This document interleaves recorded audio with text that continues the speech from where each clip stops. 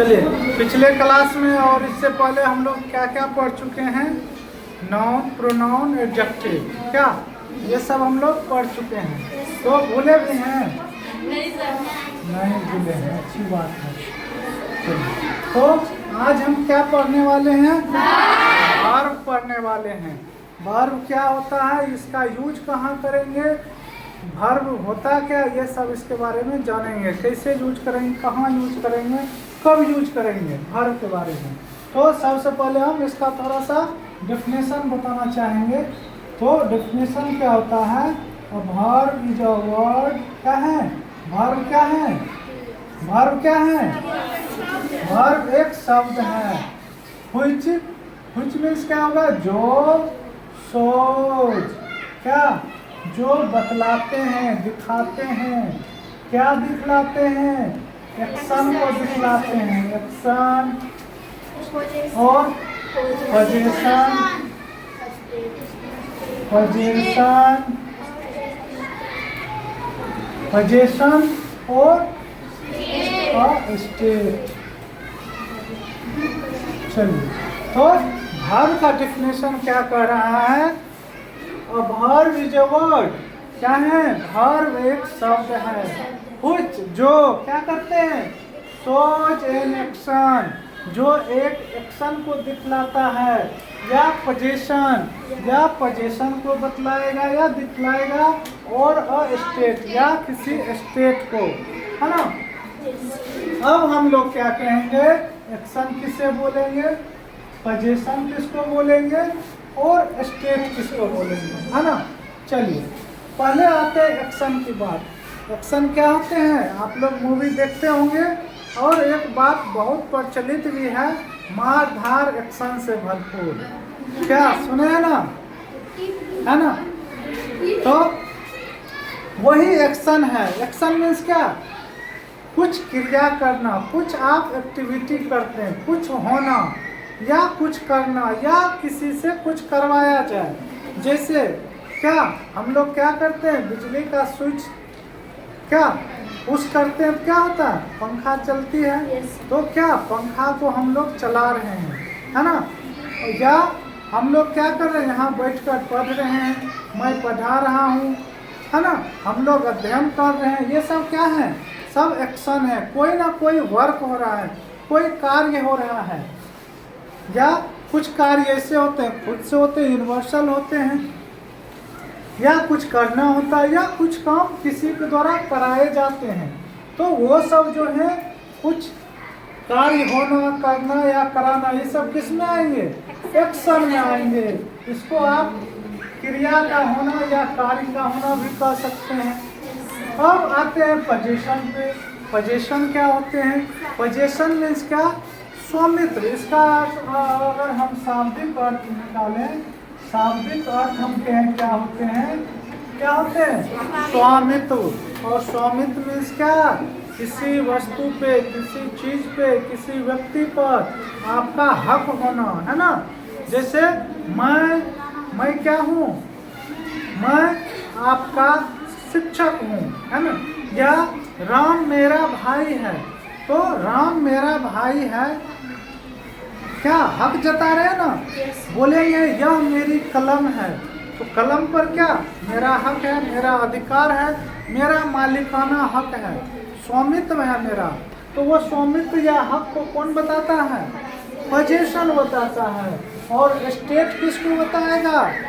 आपका कंडीशन कैसी है, किसी की कंडीशन को, स्थिति को, दशा को, है ना।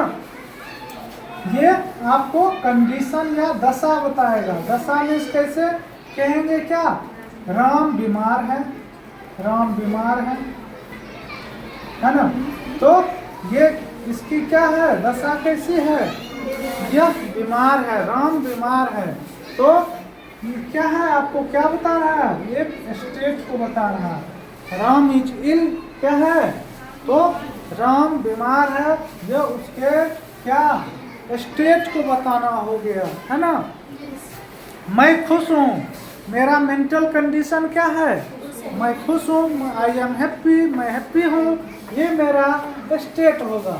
या मेरी मेंटल स्थिति क्या होगी? कि मेंटल कंडीशन मेरी क्या है, मैं खुश हूँ, मैं दुखी हूँ। राम क्या है, राम खुश है, राम दुखी है, राम बीमार है, राम स्वस्थ है, ये सब क्या है, ये आपको स्टेट को बताता है। चलिए आगे बढ़ेंगे। ये आपका डिफिनेशन हो गया किसका, वर्ब का, किसका, वर्ब का डिफिनेशन हो गया। तो वर्ब आपको 3 चीज बताएगा। एग्जाम्पल ले लेते हैं 3 चीजों का, है ना। पहले क्या लिखे थे, एक्शन को बोलेंगे राम, राम प्लेज, है ना। मीन्स क्या, राम प्लेज है, राम क्या, बहुत अच्छा, राम खेलता है ना, राम प्ले। तो ये जो प्ले है, प्लेज है, ये क्या बता रहा है, एक्शन को, कोई कार्य हो रहा है ना, यह कर रहा है राम।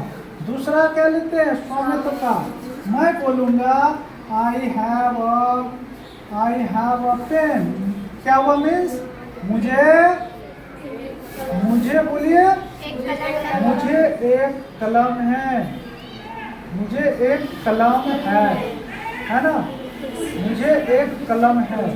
तो यह कलम क्या आपकी है, राम की है, सीता की है, किसकी है, मेरी है। तो इस पेन पर किसका अधिकार है, इसका स्वामित्व है, मेरा। तो ये जो मेरा, ये जो है, ये हक कौन बता रहा है, कौन सा वर्ड हक जता रहा है, यहाँ स्वामित्व को बता रहा है। यह अधिकार बताने के लिए कौन सा वर्ड यूज हुआ है, हैव वर्ड यूज हुआ। तो हैव क्या होंगे, किसको बता रहे हैं इस सेंटेंस में, पोजीशन को इस सेंटेंस में बता रहे हैं। फिर तीसरा एग्जांपल लेते हैं स्टेट का। क्या, राम इज इल, क्या है, राम बीमार है ना।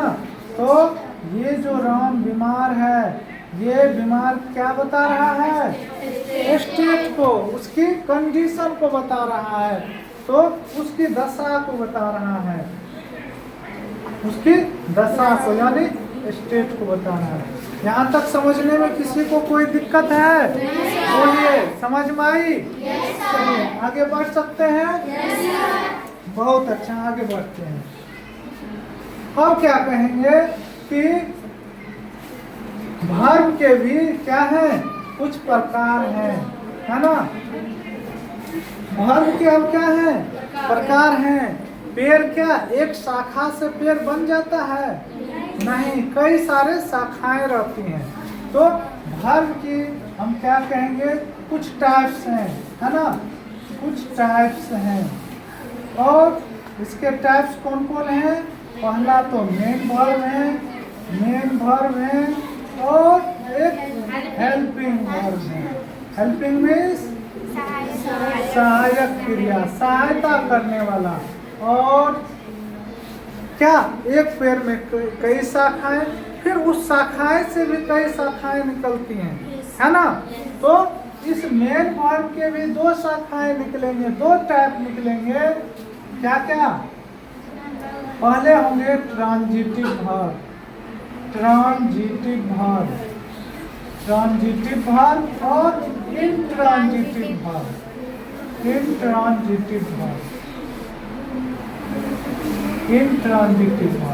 पहले क्या करें हम, मुख्य शाखा जो है, मुख्य जो टाइप है, 2 टाइप, उसको जान लेते हैं। तो मुख्य पहला टाइप क्या है हम लोग का, मेन वर्ब, है ना। मेन वर्ब मीन्स क्या बोलते हैं ना, घर का मेन आदमी कौन है, पापा। कोई माँ भी हो सकती है, भाई भी हो सकते हैं।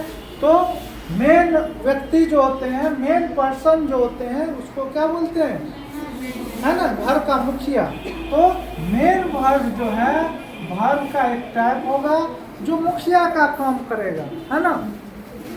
जैसे हम क्या बोलेंगे, और मुखिया जो होंगे, ये जो मेन वर्ब है, इस रूप में होगा जिस तरह से इसका ओरिजिन है, जो इसका, है ना।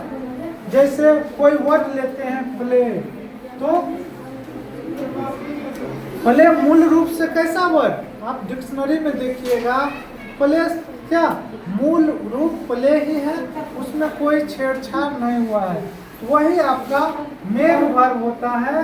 और मेन वर्ब का डिफिनेशन क्या होगा कि सेंटेंस में आएंगे, सेंटेंस में, क्रिया में, है ना, वाक्य में।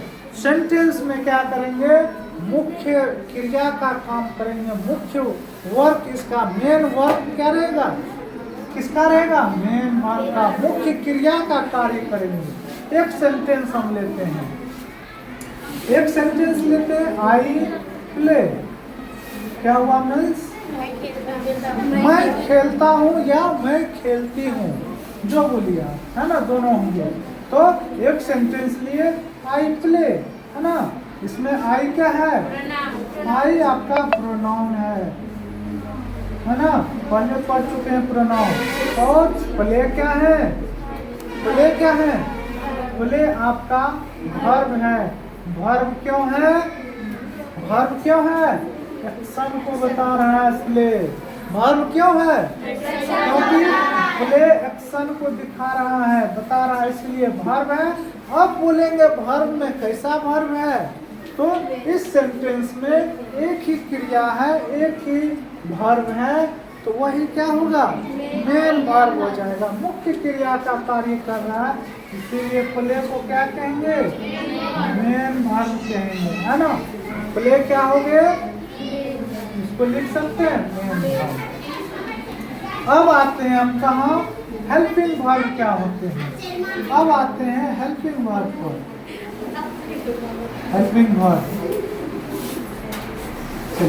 हेल्पिंग वर्ब आप वर्ड से पकड़ सकते हैं, क्या वर्ड यूज हुआ है, हेल्प, क्या हेल्पिंग में क्या है,